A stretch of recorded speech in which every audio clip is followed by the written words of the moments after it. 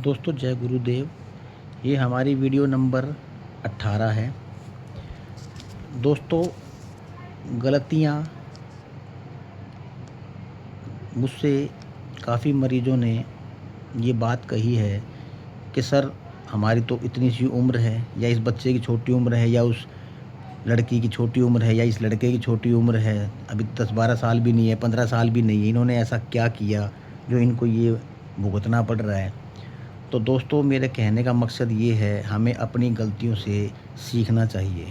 अगर कोई नासमझ है, छोटा है, नादान है, बच्चा है, तो उसके लिए उसके माँ-बाप इन चीज़ों की देख-रेख कर सकते हैं।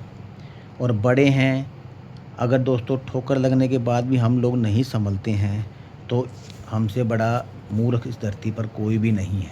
हमने एक वीडियो बनाई थी बचाव और रेमेडीज़ पर, तो मुझसे एक दो ने ये आग्रह किया था कि सर आप हमें इसके बारे में और डिटेल में बताएँ। तो दोस्तों मेरे कहने का मतलब ये है, हमें अपनी गलतियों से सीखना चाहिए। दूसरों की गलतियों की वेट नहीं करनी चाहिए कि कोई गलती करेगा तो हम सीखेंगे, कोई जाके फलाना उस खड्डे में गिरेगा तो हम लोग नहीं गिरेंगे। दोस्तों अपनी आँख खुली रखें, अपने कर्मों को कभी ना कोसें।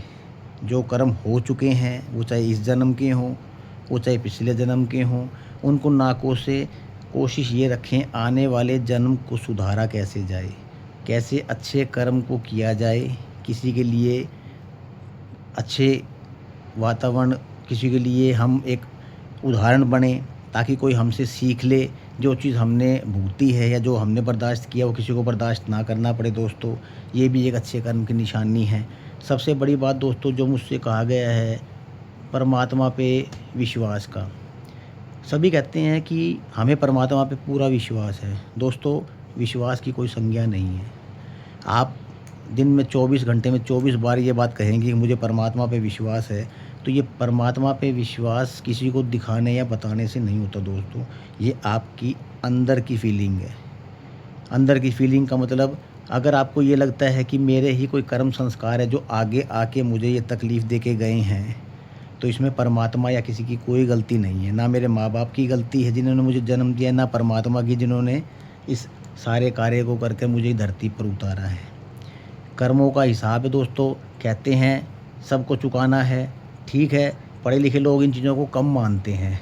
क्या पिछला जन्म है, क्या अगला जन्म है, इस जन्म में कुछ खा लो, पी लो, कर लो, ऐश कर लो। दोस्तों ऐसा नहीं है। जीवन जितना भी है, जैसा भी है, जो भी है, मूल्यवान है। समय को इस हिसाब से रखें, इस हिसाब से करें, शरीर को बिल्कुल एकदम तंदुरुस्त स्वस्थ रहे। इससे बड़ा स्वर्ग कहीं भी नहीं है दोस्तों। जैसे आने वाले समय के सुधार के लिए अपने निरंतर प्रयास करते रहें। अगर तकलीफ़ में आ चुके हैं तो उस तकलीफ़ से बचने का प्रयास करें। अगर तकलीफ़ में नहीं है दोस्तों, तो ये वीडियो सभी के लिए है। इस हिसाब से अपने डेली रूटीन को, दिनचर्या को बनाएं, ताकि ये तकलीफ़ आप में ना आए। दोस्तों बाद में बहुत तकलीफ़ होती है किसी भी चीज़ को छोड़ना या पकड़ने में। अगर कोई चीज़ आपको पसंद नहीं है और वो आपको ज़बरदस्ती खानी पड़े, ये भी एक तकलीफ़ है।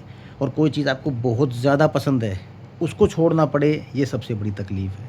जैसे मैंने दोस्तों पिछली वीडियोज़ में बताया था, मुझे चाय पीना बहुत पसंद था, अब एकदम से छोड़ दिया है मैंने। अब दोस्तों मैंने छोड़ दिया है, लोग बाग ये शिकायत करते हैं, जी हम स्मोकिंग नहीं छोड़ पा रहे, हम चाय मीट नहीं छोड़ पा रहे, हम दारू नहीं छोड़ पा रहे।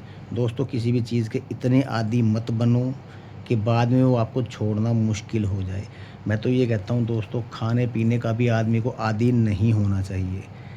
मैंने पूरे हफ्ते में 2 दिन की परमानेंट फास्टिंग शुरू कर रखी है दोस्तों।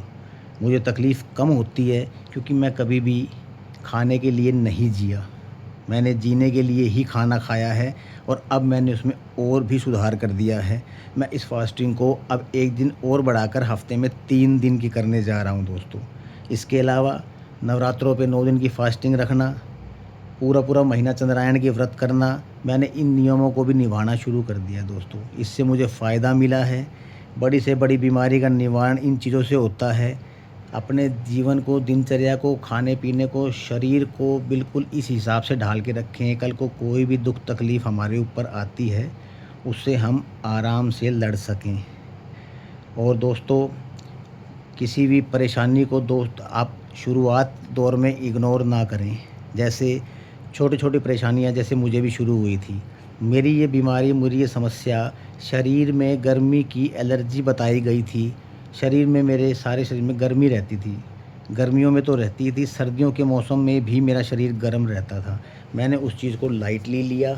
सब कहते थे खाने-पीने से हो जाता है, ये तो जवानी है, ये तो एक्सरसाइज़ ज़्यादा करते हैं उसकी वजह से है, या कुछ खाते हैं, ज़्यादा डाइट लेते हैं उसकी वजह से। दोस्तों ऐसा नहीं था। नुकसान शुरू में होना शुरू हो चुका था, जिसका मुझे बाद में आके एहसास हुआ, और अब मुझे पता लगा है पूर्णतया कि मेरी वो तकलीफ़ उस समय से शुरू हो चुकी थी। मैंने फिर भी उस खान-पान को जारी रखा। मैंने फिर भी निरंतर ऐसा कोई प्रयास नहीं किया कि मैं अपने दिनचर्या को सुधार कर सकूँ। हालाँकि मुझे कुछ डॉक्टर, वैद्य, हकीमों ने सलाह दी थी, लेकिन वो लोग दोस्तों गौर नहीं करते, वो दबाव नहीं बनाते। उन्हें पता है कि उनका एक ग्राहक ख़राब हो जाएगा। उनको 2 पैसे कमाने से मतलब है। कोई अपना निजी हो तो थोड़ा बहुत आपको आइडिया दे देगा, वरना आपको कोई नहीं बताएगा इस चीज़ के बारे में। जैसे दोस्तों मैंने एक चीज़ जो देखी है, शादी, पार्टी, फंक्शन एक ऐसी जगह है जो हमारे शरीर को सबसे ज़्यादा ख़राब करती है, और जो लोग रूटीन में इनमें जाने के आदी हैं, वो लोग बहुत जल्दी इस ज़द में आ जाते हैं, इन तकलीफ़ों के घेर में आ जाते हैं। हम लोग बहुत कम जाते हैं, किसी ख़ास के अपने यारी दोस्त रिश्तेदारी में ही जाते हैं, तो भी इस तकलीफ़ से घिर गए दोस्तों, क्योंकि वहाँ पे विरुद्ध आहार और विरुद्ध वातावरण दोनों मिलते हैं आपको। ख़ास करके विरुद्ध आहार, ठंडे पे गर्म खाना, नमकीन पे मीठा खाना, तरल पे ठोस चीज़ों का खाना, ठोस चीज़ों पे तरल पदार्थ का लेना। दोस्तों ये चीज़ें गलत हैं। मैंने बहुत भुगता है, मैंने देखा है दुनिया को। ये वीडियो मैंने बनाने का सिलसिला इसीलिए शुरू किया है। लोगों ने ये बात मानी है कि हमसे गलतियाँ हुई हैं। दोस्तों मानो या ना मानो, अभी से शुरू कर दो, आचरण में ले आओ, तकलीफ़ों से कोसों दूर रहोगे, जीवन स्वर्ग से भी अच्छा रहेगा। किसी को दोष मत दो दोस्तों, कसूर है, गलती है, अपनी है। इसीलिए दोस्तों इन बातों पे ध्यान रखते हुए अपने जीवन को अच्छे से अच्छा बनाकर परमात्मा पर विश्वास रखें, भरोसा रखें, उसका नियम से उसकी निरंतर पूजा करें, पाठ करें, और दोस्तों खुश रहें। मेरा ये वीडियो किसी के लिए बाध्यकारी नहीं दोस्तों, इसलिए मानना ना मानना आपके ऊपर है। जय गुरुदेव।